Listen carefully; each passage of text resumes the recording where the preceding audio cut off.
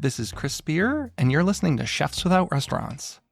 Today's episode is a momentous one. It's our 250th episode, and it coincides with 5 years of incredible conversations with culinary entrepreneurs, chefs, and creators who are shaping the food and beverage industry outside of traditional restaurant settings. I've recorded these shows live in both my garage and at my kitchen table. I've recorded them in an echoey brewery. I've had some mediocre Zoom sessions. And to the longtime followers, thanks for sticking with me. Well, I can't think of a better way to celebrate this milestone than with one of the most legendary figures in the culinary world. Never in my dreams did I imagine that I would have a guest like I do today. It's none other than Chef Jacques Pépin. Chef Pépin's career spans more than 7 decades, from apprenticing in French kitchens starting at age 13, to becoming a culinary icon known for his cookbooks, television shows, and contributions to food education. We talk about everything, from his advice for young cooks to his thoughts on balancing tradition with emerging technology. We also discuss his passion for teaching and the remarkable work being done through the Jacques Pépin Foundation. And with Chef Pépin's 90th birthday next year, the Jacques Pépin Foundation recently kicked off a year-long nationwide fundraising campaign. The campaign will expand the foundation's grant program, supporting community kitchens that provide free culinary and life skills training to those who've been disenfranchised from the workforce, and link participating restaurant chefs with local community kitchens. Last year, I had Raleigh Wiesen on the podcast. He's the executive director of the Jacques Pépin Foundation and Chef Pépin's son-in-law. I've linked that episode in the show notes if you'd like a more in-depth look at the Jacques Pépin Foundation. And this episode also marks the start of a short break for the show. We'll be back in early 2025 with more great conversations. But in the meantime, you can stay connected with our community by going to chefswithoutrestaurants.org or connect with me on Instagram and Threads at Chefs Without Restaurants. And be on the lookout for my new podcast, Personal Chef Business Startup Guide, launching in January 2025. And again, if you go to chefswithoutrestaurants.org, you can sign up for our mailing list and you will be notified when that new show starts. As always, thanks so much for listening. I really do appreciate it. Have a great week, have a great holiday, and I hope to talk to you all soon. Hey, Chef, welcome to the show. Thanks so much for coming on. Thank you for having me. It's quite an honor to speak with someone of such high esteem and regard in the culinary industry. I look forward to talking to you today. Yeah, it's been a long time. It's been a long time. You started your culinary career at 13, is that right? You decided that you'd had enough and wanted to go start working at the ripe old age of 13? Yes, somewhat, but I mean, my mother had a restaurant, so that was in 1949 and went into apprenticeship. So my father was a cabinet maker and my mother was a cook. She had a little restaurant. We didn't have television. We didn't have radio. We didn't have the telephone even. So life was probably, in a sense, much easier than now. My father was a cabinet maker, my mother a cook, so I would be a cabinet maker or a cook. I never thought that, maybe I'll be a doctor or whatever. That didn't really exist. So in France at that time, we had to go to school until age 14, theoretically. That is at the end of a primary school. So at age 13, I took all of the exam for the primary school, and I finished, took my exam, and said, okay, I'm going to work. So I went into apprenticeship. Now, your mother was in food. Did you have a desire to do this? Like, had you grown up thinking you were going to work in food, or was it just kind of expected that that would be one of the 2 careers you were going to do? Not really. My brother, I have an older brother who is 16 months older than me. He was an engineer. He continued going to school, especially in France. In France, if you pass your exam too, you don't pay to go to school. So it was not even a question of money or anything like this. No, I was cooking with my mother since age 6, 7 years old. We were in the kitchen peeling potatoes or helping or whatever. So it was something which was pretty natural for me to continue in that business. It's just so funny because I have twins who are 12 and I can't imagine them entering the workforce in a year, let alone working in a professional kitchen. I think it's so different today. Yeah, it wasn't unusual. It wasn't unusual at the time, that the way it was. And I was probably the youngest apprentice when I came in, but after a couple of years, I had another one behind me, which was as young or even younger than me. So that, it was the way things were. And you went on, you've had such a diverse career from working in high-end restaurants in France, but you also did things like research and development for Howard Johnson's, which is very different. Speaking to young cooks and chefs, how important do you think it is to diversify your work experience early on, to try a bunch of different things versus kind of staying really niche and doing one thing? Do you have any thoughts on that? Well, I would think that if you want to work in good restaurant, you have to try to work with the best possible chef that you can. And of course, often when you're young enough, if you're not married, have no kid, then it's easier because you may get less money. But basically, you should go into a restaurant not with the idea that you're going to tell the chef what to do, but with the idea that you say, yes, chef, and that's it. So you try to absorb the food through the eye of the chef without thinking of the way you think. That is, look at the aesthetic of the chef, the way he presents the food, look at the taste, try to see it through his eye, and you will do that for a year or two. Work with another chef, do it again. Maybe with another chef, do it again. After you do it with 3-4 chefs, then you have absorbed an enormous amount of material. And now you filter it through your own sense of taste and your sense of aesthetic, and you do your own stuff. Ultimately, you cannot escape yourself. You are who you are, and you're going to do it. But if you can have that type of experience, then your knowledge is much better. And then, of course, for me, I went into Howard Johnson, so it was another world altogether. But I was at Howard Johnson for 10 years, 1960 to 1970. When I left, I opened a restaurant on Fifth Avenue in New York called La Potagerie. It was soup and a dessert with a piece of cheese and an apple. Very, very simple croissant, bread, and very inexpensive. Then I was a consultant for the Russian Tea Room. Then I opened the World Trade Center with Joe Baum. We set up 40,000 people a day in the commissary that I set up. I'm saying all of that to say I would never have been able to do any of those with my knowledge as a French chef. So I learned a great deal at Howard Johnson in a different way about marketing, chemistry, mass production, and so forth. I never worked with a chemist before. I never worked with recipe, really. So it was another world altogether. If you keep your eye open, you always learn wherever you go, Yeah, I worked for IKEA for a number of years, and I think at the time, a lot of my peers and friends said to me, why would you go, work for this place that has, frozen meatballs? But I was coming from kitchens where I didn't have the same experiences, and going there, similar, like you were just speaking, I learned so much about marketing and mass production and other aspects of food service that I wasn't getting in other kitchens. And even though I was only there a couple of years, it proved invaluable to me in my culinary career. Well, I'm sure it would, yes. Yeah. You mentioned something about working in kitchens and, yes, chef. Where do you see the balance now? Because I think a lot of us came up through the chef tells you what to do and you just do it. And I think now more cooks and chefs want to know the why. And on a busy night, you can't always stop and say to the chef, well, why do I do this? So finding that balance between doing what you're told, but also pulling the threads to kind of understand the why behind what you're being told. For me, a good restaurant is the expression usually of one chef. If you eat at Lutèce when Saltner was the chef there, I could close my eyes and I say, I'm at Lutèce. He had a style of cooking, and he was, from Alsace, from the north part of France. And so this is it, but that's where I would want to go there for. You cannot have 10 people in the kitchen and everyone give his own advice and you do that. It doesn't work.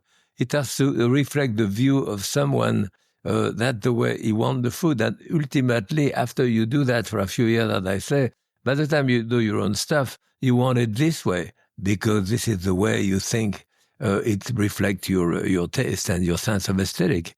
So I think it's a normal process to do that.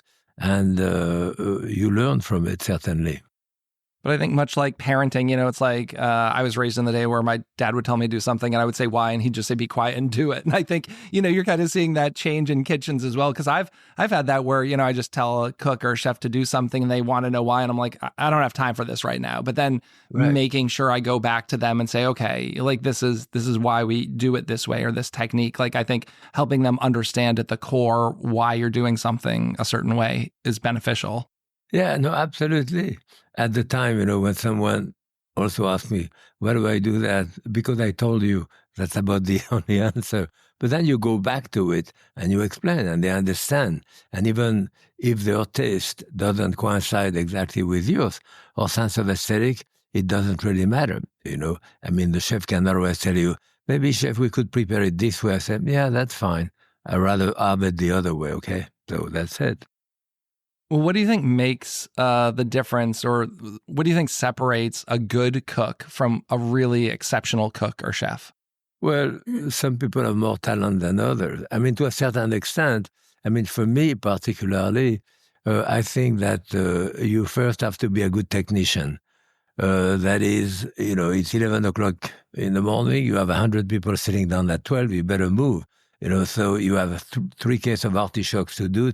So the first thing is the technique, and I did book on technique, so without any question, this is the beginning of it, the process of cooking, of speed, being clean, and so forth. So that being said, I know a fair amount of chefs who run a good kitchen, and they have a good food course, and they are a very good technician too, and relatively lousy cook. The food is okay, it's not fantastic.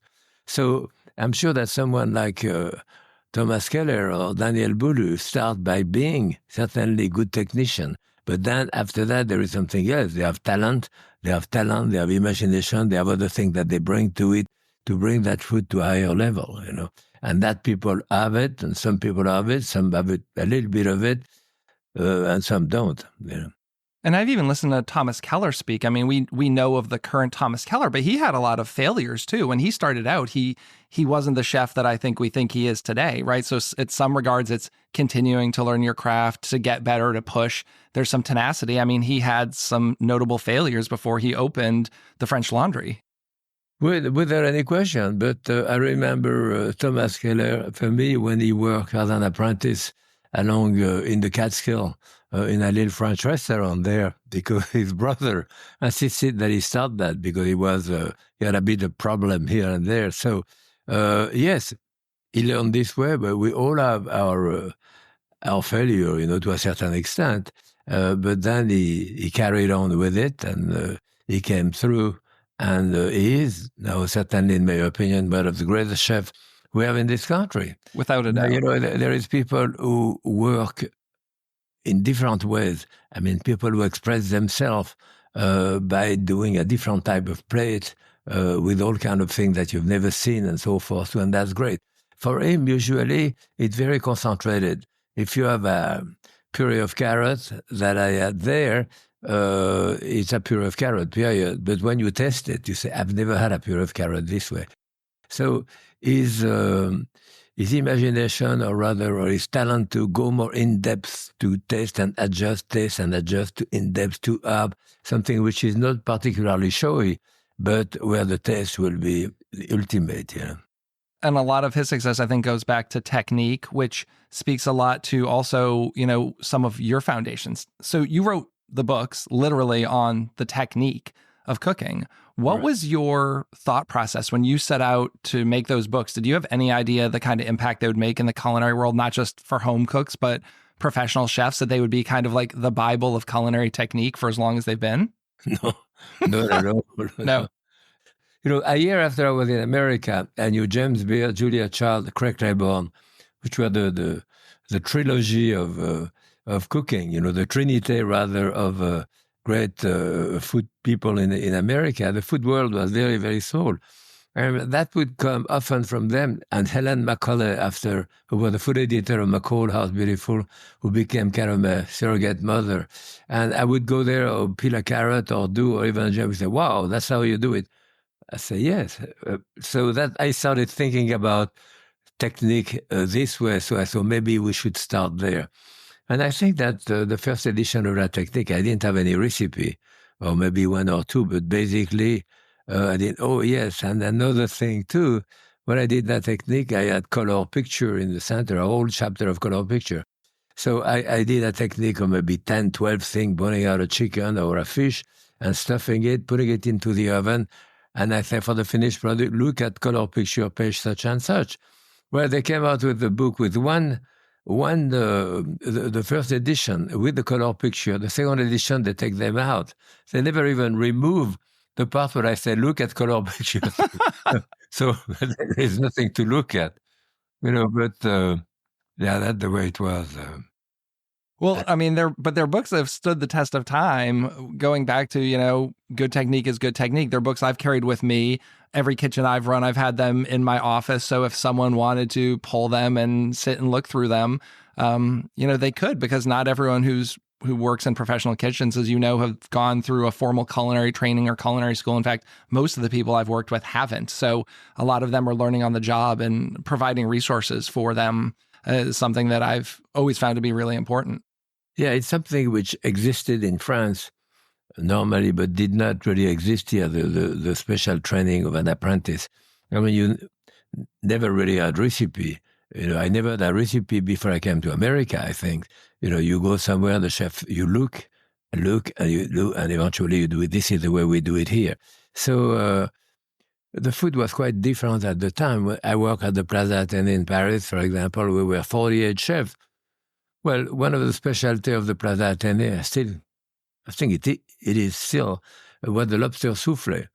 So I bet you the 48 chef could do that lobster soufflé. You would never have known which one has done it. This was the way it was at that time to work in a restaurant, to conform, not to change the rule or do that.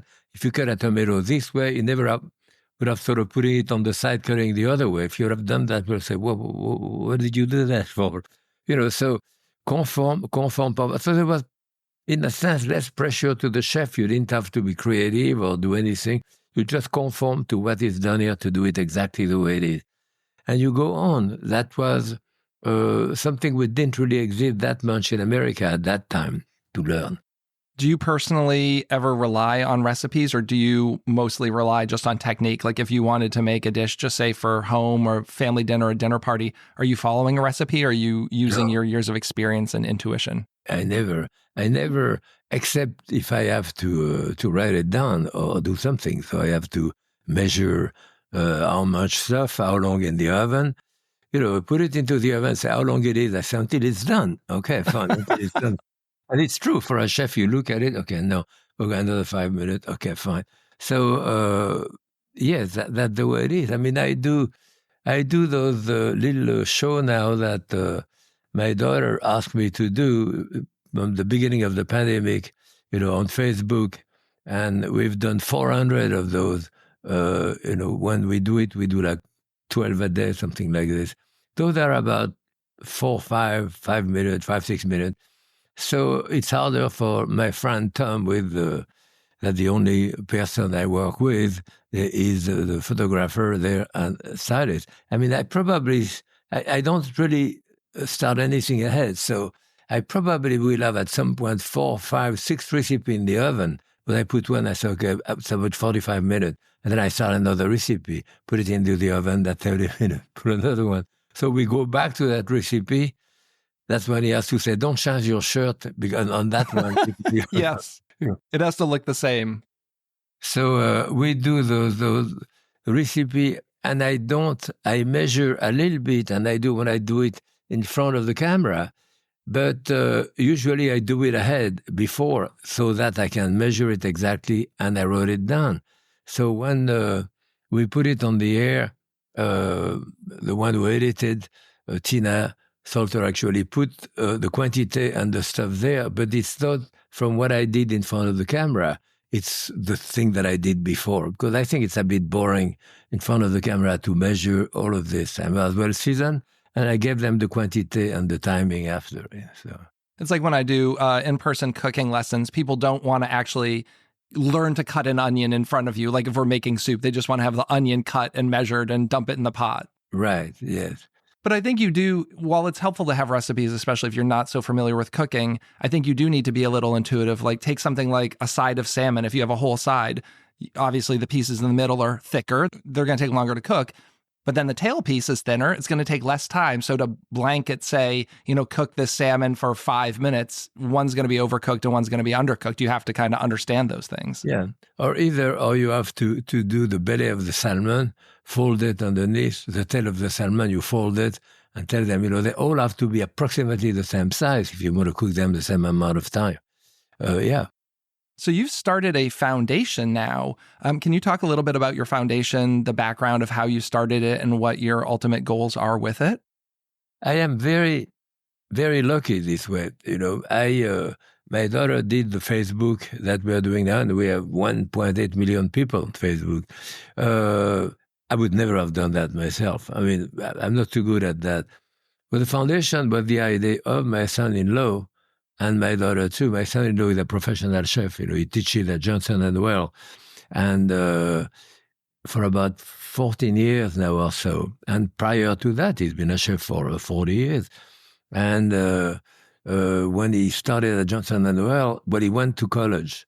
But he had a BA in journalism. So I said, as long as you're in college, you won't pay for it. You should go, if you plan to stay there, go back to school. So he went back and got his master and eventually his PhD. So, and he's a very good writer.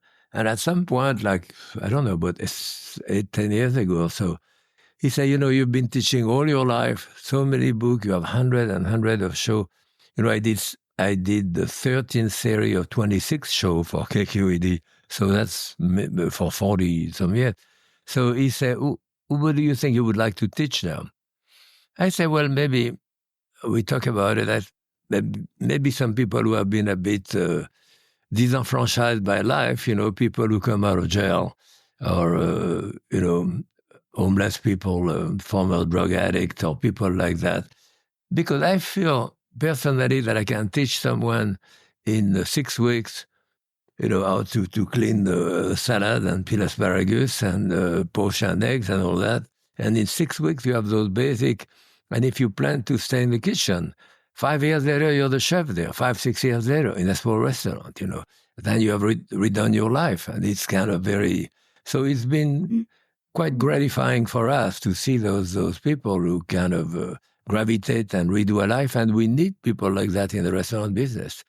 So it's been good. But again, it's my son-in-law created it, not me. I mean, yeah, I'm here, of course. In conjunction, we need you for that. And for our listeners, they might have heard I had Raleigh on the show about a year and a half ago, and I'll link that in the show notes. So if people want to listen to the whole episode on that, they'll get the real behind the scenes kind of discussion on that, as well as more on culinary school. Yeah. And this next year, you're turning 90 years old. Congratulations. That's a good long life. And I know that through the foundation, you're going to be doing a year-long celebration and fundraising campaign. So it sounds like there's a lot of fun events that are going to be planned over the next year. Yes, unfortunately, I have a problem with my back. In the 70s, I had a very bad car accident. I had 14 fracture. So I had 2 hip replacement. I have a knee replacement. And now at my age, more and more I have pain, and so I'm less and less able to walk. And so I hope I make it, but I'm not going to make all of those 90 bars. I'll do some of them. In fact, we did one last week or the week before at Kraft in New York with Tom Colicchio. So it's a good start, and people were very generous and appreciative, and so it's kind of amazing sometimes, I'm amazed. Well, there's an amazing crew of chefs who are looking to get involved in this. And that's another thing that we'll link up so people can find an event near them or figure out how to get involved. We'll be spreading the word. Yeah, the chefs are really very generous, and you cannot cook indifferently. You have to put a lot of yourself in cooking if you want to be good. So by definition, chefs are generous and give. They're already, I remember even me when I was working in the kitchen regularly, I would work my day off very often for Planned Parenthood or whatever organization needed to raise money and so forth. And many, many chefs do that, yes. And I think, going back to the cooks, training cooks who are maybe disenfranchised, I think a kitchen is a very open and welcoming environment. A lot of people who normally wouldn't be able to have a successful career in other industries or paths, I find to be welcome in kitchens. And you find quite the full walk of life when you're working there, which is really great. That's true. That's true. It's very important. I mean, we have a motto who said, everyone look the same in the eye of the stove. And it's true on many, as I said, when it's 11 o'clock, you have 100 people sitting down for lunch, you better move, and regardless of the color of your skin or whatever. So, yes, I think that too much has been said. We talked about that, in fact, yesterday with my son-in-law, about you hear on television, on radio, and so people who haven't been to college, they would say that person is a non-college educated. And I think it's a wrong thing to say. They should say a high school educated or whatever. But non-college, right away, that puts a label on you. And in the food world, it really doesn't matter. I mean, I went back to school because I wanted to, because when I left school, I was 13 years old. So I went back and for like 12 years at Columbia. But the point is that it really didn't change my cooking. Probably changed my life, I mean, the aspect of life. And it changed me, certainly. But I remember when I worked for Howard Johnson with Pierre Franet. Pierre Franet was a great chef, and I worked with him at the Pavilion when I came in New York. And after, at Howard Johnson, he was the vice president. And he's the one that Mr. Johnson hired. And Pierre wanted me to go with him, so I went. And I remember when Mr. Johnson's father died, and after his son took over, well, he went to Cornell University or whatever, and came back. I remember him coming back in the kitchen with 2 or 3 of his cronies, kids who work with him too. And Pierre was impressed there because they were college people and all that, and didn't know. Well, at that time, I was already in the graduate school at Columbia. I was working on a PhD at that time, so I was not impressed by them. In addition, they knew absolutely nothing in terms of cooking. In my opinion, too, yes, psychologically, it does change you, to go to school. But I think it's wrong to classify people as college-educated or non-college educated. That's, my opinion. But I do think it's challenging because some of the larger corporations are expecting you to have a degree. I worked for Sodexo. They're a huge global food service company, right? And I was an executive chef. And I know at their corporate level, through human resources, you would not get a position like I had if you did not have a culinary degree from a college such as Johnson & Wales. And I think that's limiting. I mean, if you had a cook who had been in that kitchen for 15 years and worked all the way up, you mean they're not going to get a shot at that job simply because they don't have the piece of paper, even though they can maybe do the job? And I'm hoping that that's maybe going to change in the future. I hope so, because, I did not know one college-educated chef when I worked in France. For those years, some went more or less higher too, but it was never mentioned. What was mentioned is what the person could do in the kitchen, and so forth. So I think it's wrong to do that, yes. I'm sure you've seen so many changes in the culinary industry. One of the things I'm interested in is technology. You've been around for the rise of things like sous vide. We now have things like precision ovens. AI is working its way into the kitchen. What's been your relationship with the technology? Are you someone who's embraced these things as they've come along or looked at them with a little skepticism? Well, you never know at the beginning, but certainly sure. I endorse. I remember the first time I saw a microwave oven. It was at Howard Johnson when I was in the test kitchen. And the guy told me, explained to me that the heat comes from the friction of the element. It doesn't come from the standard. And so he said, you see, and at that time it was an enormous oven with a very small door. And he had a little neon light, that you used to have in bathroom, a little neon light. And he said, if there is any leak, you see, he goes in front of the thing, 2 feet in front of the thing. If you put it on, it light up in his hand. Because there was I said, wow, I'm not staying in front of that machine ever again. So it was a new thing like this. Now I think I use probably, for me, especially being alone now, I use the microwave oven probably more than anything else, in the kitchen to reheat, to do one thing or another.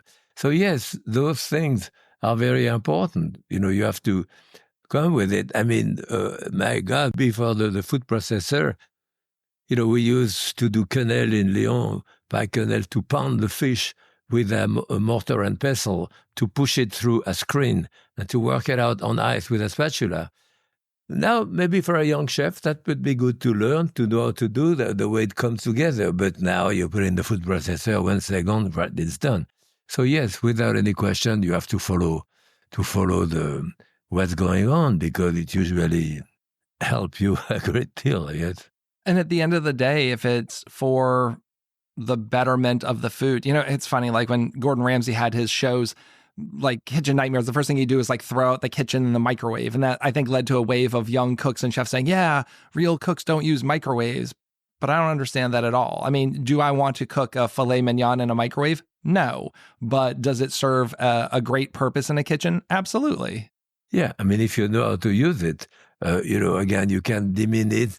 Certainly, I have tried all kind of things, from opening oyster and clam to doing all kind of things in the food processor.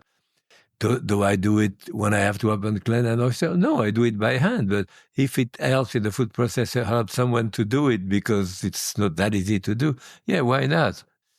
I mean, one of the greatest inventions in the saran wrap, plastic wrap, stuff like that, and rubber spatula. Rubber spatula didn't exist, or plastic wrap when I went from.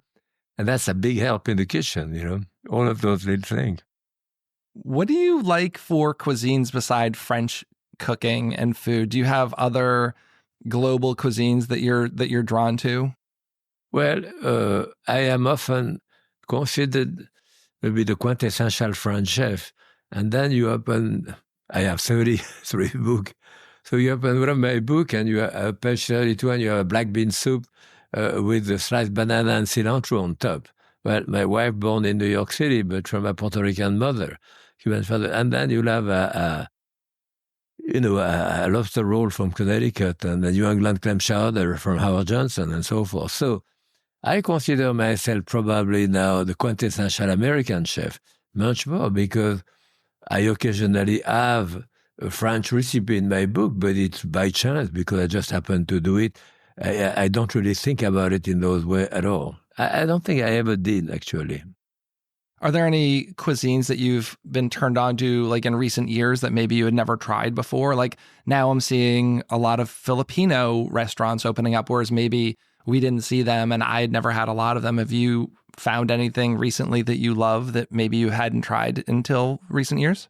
I try anything you put in front of me. I like to try new things and all that. I mean, when I was in France, I didn't know Korean cooking or Japanese cooking. I knew a bit of Chinese but there was no Japanese. And I'd love to try new cooking and new idea on the way the same piece of fish is done by a culture and done by another one. So yes, no question about it.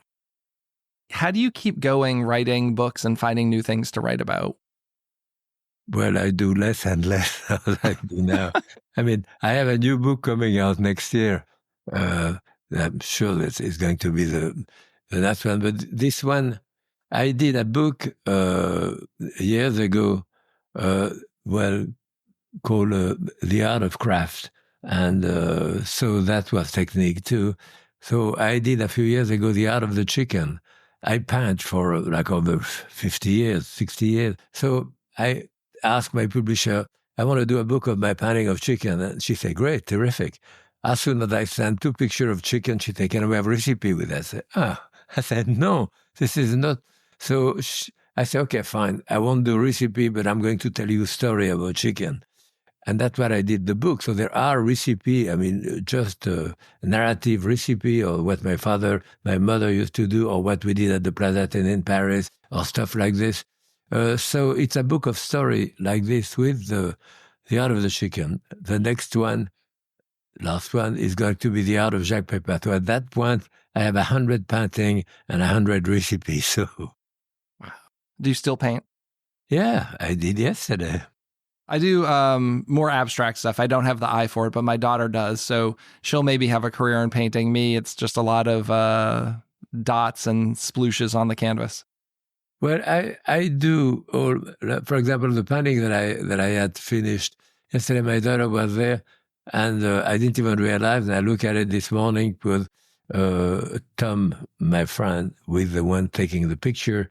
He took it. He said, "I'm going to take a picture of it." And I said, "What's written in the back?" So I see, "Note for sale." That was my daughter who put that yesterday. It's an abstract painting, and all of the abstract that I do usually she like and she keep it. So Well, we look forward to seeing that book. So your chicken, The Art of the Chicken, was just intended to be a fully art book. That was the intention? that's what I thought. Yes, maybe with a couple of stories. And now it's not that there are. I don't know if you're familiar with it, but there is recipe, as I said, because I said my aunt used to do this, that too. So it is not listed by ingredient, quantity, and so forth. It's just a story, narrative, type of thing. Yeah. No, I have that book, and it's great, and a beautiful cover there too. This is the way you work with a chef usually. I mean, if you talk to another chef, you go somewhere and say, "Gee, that was good. What did you do?" I talked to Salter, whatever, say, I sauteed that. I had a little bit of this. I said, "Oh, gee, that's a good idea." So between chef, professional like that, usually it's always narrative like that. You don't say, "I put 2.5 teaspoons of that," or, Well, if you could leave one piece of advice for people out there, whether they're young chefs in professional kitchens or home cooks, what advice would you have for them? Well, I always say, the secret of life is not that complicated. If you make a living out of something you love to do, you never have to go to work, and that's true. So at the French Culinary Institute, I was the dean there for 25 years. So I saw so many doctor, lawyer, accounting, and those people making a lot of money more for like 20, 30 years of their life from age 18 to 45. And then all of a sudden they become cook. I mean, they do no money in the kitchen to start with compared to the money they made before, but they've never been as happy in their life. And that's very important, yes, to try to do when you send your kid to school and all that, when you look for a job, you have to keep that into consideration that often people don't. They continue in that career because they started there, they make money and it's good. They don't really like it too. And that's no good to spend your life this way. Yeah, I love what I do and, I don't have to go to work ever. Yeah. I mean, when you spend a minimum of 40 hours at a job, and if you work in a professional kitchen, it's quite often longer, you're going to see these people more than your family. I mean, there were many years that I saw my sous chef more than I saw my wife and children. So why would you want to be in an environment like that if it's just for the money? I mean, yes, we need money to pay our bills and get by, but I want to enjoy what I'm doing every day. And hopefully people can make both of those things work for them. Yes, that's true. And again, that's why the amount of college that you have and all that should not be emphasized there, because it becomes something negative there that you didn't have this or that, but in fact, very often doesn't make any difference there. Well, I love this industry. I've been in it since I was 16. I don't know that I have 75 years in me like you, chef, but it seems like before I know it, I'll maybe be there. I think you will. Well, is there anything we didn't talk about that you want to discuss or share before we get out of here today? Not really. I mean, this is beginning of winter now, so I'm waiting for my daughter to be here for Thanksgiving. This is the greatest holiday for me ever, because there is no date of some battle where you beat the shit out of whoever. There is no religious implication. There is nothing of it. It's just food, wine, two people together to enjoy it. So this is the greatest holiday ever. So I'm looking for it. What's your favorite Thanksgiving dish? Well, of course, the turkey is essential for me, Turkey, sometimes goose we do, but the goose are not easy to find now. No, I haven't had goose in ages. Yeah, and often with chestnut and stuff like that, we're doing it. Well, I'm coming to your house. Just send me your address and I'll be up there. All right, good. Okay. Well, Chef, thank you so much for taking the time to come on the show today. I really appreciate it. All right. You're welcome. And as always, to all of our listeners, this has been Chris with Chefs Without Restaurants. Thanks so much for listening and have a great week. Thank you. Happy cooking. You're still here? The podcast's over.